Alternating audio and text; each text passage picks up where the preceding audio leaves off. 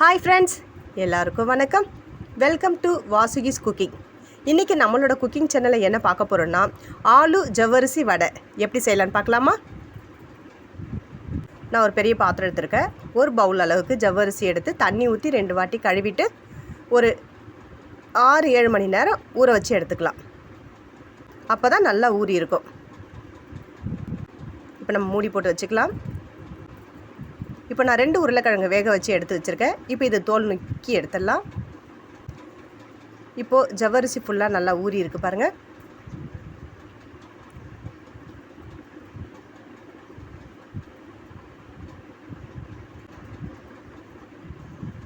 இது மாதிரி அழுந்தணும்.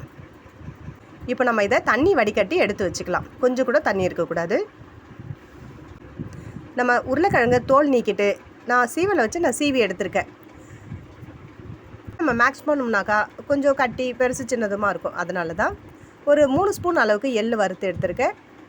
ஒரு 1/4 கப் அளவுக்கு வேர்க்கடலை வறுத்து தோல் நீக்கி மிக்சியில் போட்டு இப்போ நம்ம அரைச்சி எடுத்துக்க போகிறோம். இப்போது அரைச்சி எடுத்தாச்சு.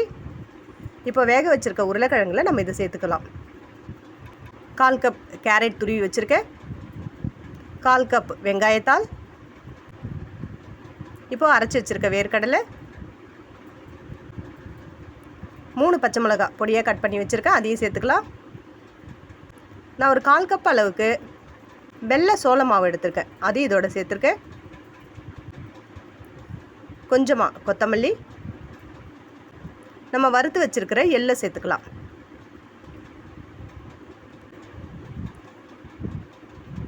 தேவையான அளவுக்கு உப்பு சேர்த்துக்கலாம்.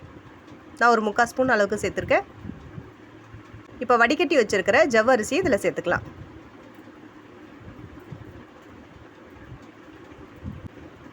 இப்போ இதை நல்லா எல்லாத்தையுமே சேர்த்து நல்லா மிக்ஸ் பண்ணி எடுத்துக்கணும். தண்ணி எதுவுமே சேர்க்க தேவையில்லைங்க. இதில் இருக்கிறத இந்த பதமே கரெக்டாக இருக்கும்.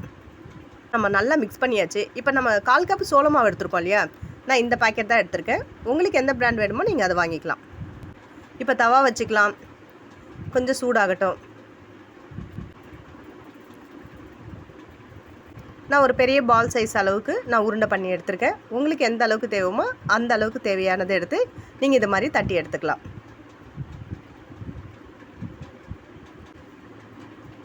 லைட்டாக தண்ணி தொட்டுக்கிறேன்.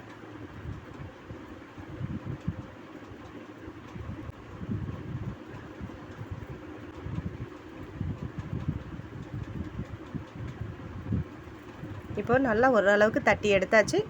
இதை சுற்றி கொஞ்சம் நான் 1 ஸ்பூன் அளவுக்கு நெய் சேர்த்துக்கிறேன்.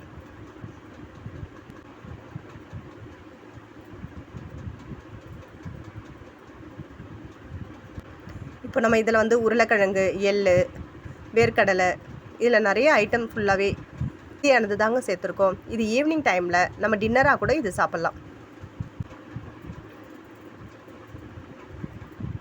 இப்போ ஒரு பக்கம் ஃபுல்லாக வெந்துடுச்சு. அடுத்து திருப்பி விட்டுக்கலாம்.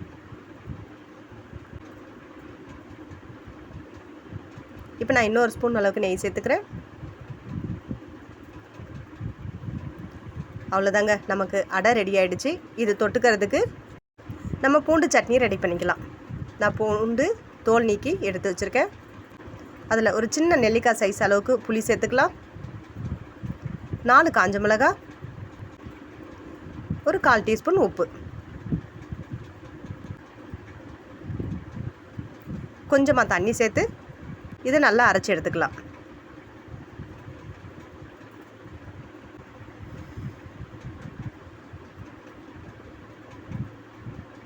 இப்போ நம்ம அரைச்சிட்டோம். இது ஒரு தாளிப்பு ரெடி பண்ணிக்கலாம். ஒரு வானல் வச்சுருக்கேன். இப்போ நான் நல்லெண்ணெய் தான் சேர்க்குறேன். இதுக்கு நல்லெண்ணெய் சேர்த்தா தான் ரொம்ப நல்லாயிருக்கும், நல்ல டேஸ்ட்டாகவும் இருக்கும். 1/4 டீஸ்பூன் கடுகு நல்லா பொரியட்டும். ஒரு 1/4 டீஸ்பூன் அளவுக்கு உளுத்தம்பருப்பு,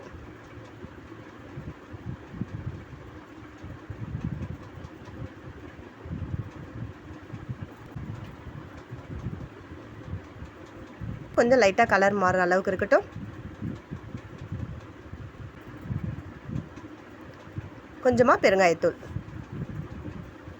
ஒரு கொத்து கருவேப்பிலை.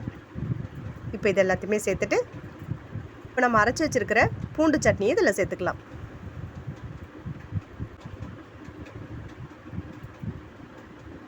இது நல்லெண்ணெயில் செய்யும்போது இன்னும் டேஸ்ட்டாக இருக்குங்க. நீங்கள் நல்லெண்ணெயை யூஸ் பண்ணிக்கோங்க.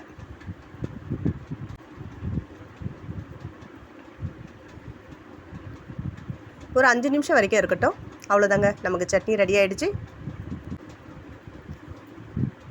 நமக்கு அடை ரெடி ஆகிடுச்சு. எப்படி இருக்குன்னு பார்க்கலாமா?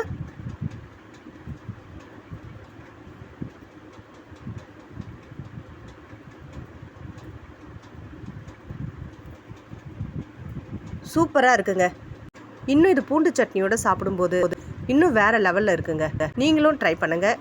இந்த வீடியோ உங்களுக்கு பிடிச்சிருந்தா லைக் பண்ணுங்கள், ஷேர் பண்ணுங்கள், கமெண்ட் பண்ணுங்கள். மறக்காமல் வாசுகிஸ் குக்கிங் சேனலை சப்ஸ்கிரைப் பண்ணிவிடுங்க. தேங்க்யூ.